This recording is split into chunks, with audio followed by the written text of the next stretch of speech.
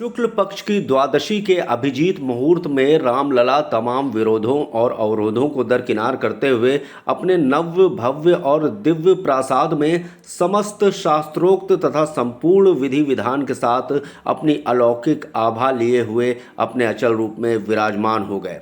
रामलला की चल विग्रह भी राम मंदिर में ही रहेगी। प्राण प्रतिष्ठा के अगले दिन 23 जनवरी 2024 से राम मंदिर आम जनता के दर्शनार्थ खुल गया और आलम यह था कि पहले ही दिन लगभग 5 लाख के ऊपर दर्शनार्थी मंदिर में आकर प्रभु रामलला को श्रद्धा सुमन समर्पित कर चुके थे तथा राम जन्मभूमि तीर्थ ट्रस्ट के सदस्य डॉक्टर अनिल मिश्रा के अनुसार 3 करोड़ 17 लाख रुपए के लगभग चढ़ावा चढ़ा। अगले दिन 24 तारीख को भी हाल लगभग यही रहा।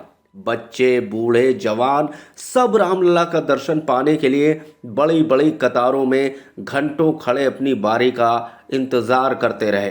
भीड़ पर काबू पाना अत्यंत मुश्किल हो चला था। तब स्थिति संभालने के लिए मुख्यमंत्री योगी आदित्यनाथ को पुनः अयोध्या का दौरा करना पड़ा।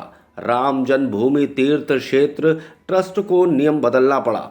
अब शाम 7 बजे के बाद भी रात 10 बजे तक श्रद्धालु बालक राम के दर्शन कर सकेंगे। प्रधानमंत्री नरेंद्र मोदी ने बुधवार की कैबिनेट बैठक में अपने मंत्रियों से मार्च तक अयोध्या न जाने की सलाह दी है और प्रोग्राम स्थगित करने के लिए कहा है। इधर मुख्यमंत्री उत्तर प्रदेश योगी आदित्यनाथ ने स्टेटमेंट जारी किया कि विशिष्ट और अति विशिष्ट व्यक्ति दर्शनार्थ के लिए आने के पूर्व शासन को 1 सप्ताह पूर्व सूचित कर दें।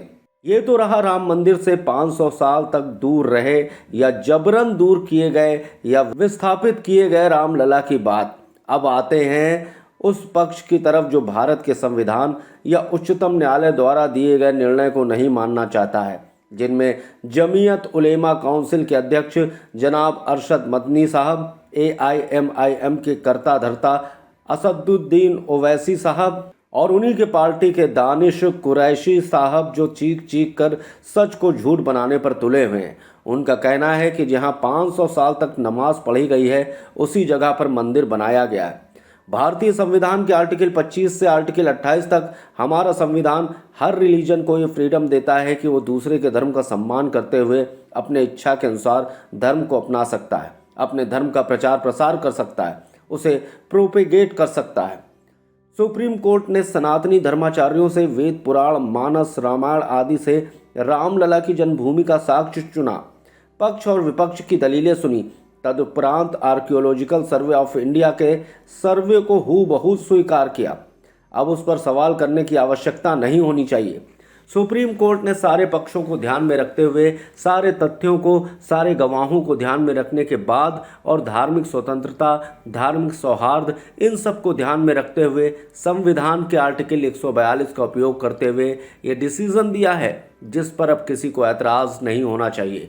आज फारूक अब्दुल्ला जैसे तमाम नेता और इस्लाम के पैरोकार भी राम धुन में रमने लगे हैं। धर्माचार्यों, विपक्षी दलों और तमाम वो लोग जो किसी न किसी प्रकार से या किसी न किसी बहाने से विश्व की सबसे पुरानी संस्कृति, सनातन धर्म और इस युग के सबसे बड़े समारोह राम मंदिर के प्राण प्रतिष्ठा का साक्षी नहीं बने, उन्होंने किसी पार्टी विशेष के निमंत्रण को नहीं ठुकराया, बल्कि ये जानते हुए भी सच क्या है और गलत क्या है, न केवल 5 सदियों से इस अवसर के लिए प्रतीक्षित इतने बड़े राष्ट्र के जनता की भावनाओं का मजाक उड़ाया है, बल्कि भारतीय संविधान का मजाक उड़ाया है, उच्चतम न्यायालय का मजाक उड़ाया है। तो आपकी क्या राय है, आप कमेंट के जरिए हमें ज़रूर बताइएगा।